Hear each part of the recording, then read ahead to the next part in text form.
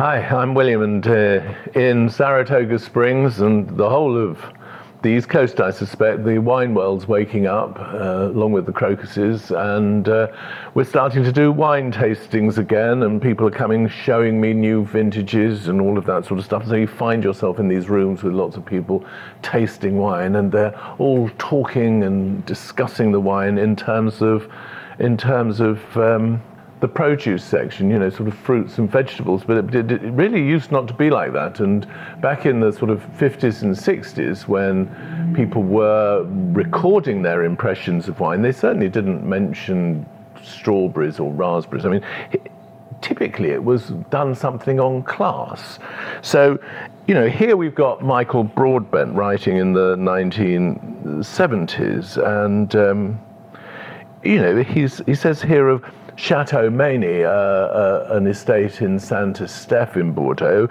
He says here, well, this is the 1962 vintage, pretty reliable yeoman farmer type of wine. And that's what people did. They'd be yeoman farmer type of wine, or maybe something like an aristocratic wine, or indeed a wine with breeding. And this was a sort of metaphor for the kind of wine that you'd have in there, and it was a metaphor which was helpful because everybody in that class-ridden era, certainly back in the UK, recognized what you meant when you said this is something with good breeding, or a yeoman farmer, or you might even call the wine a bit of a peasant.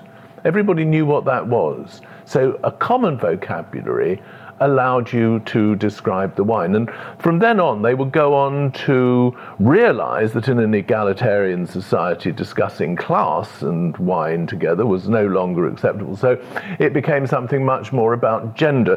And so here we go again with Michael Broadbent,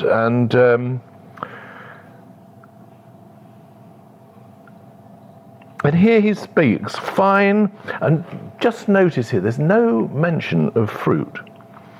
Fine, positive brick red colour, fruity, but not specific fruit. Fruity nose, fine, firm, soft, agreeable middle flavour, yet still tannic.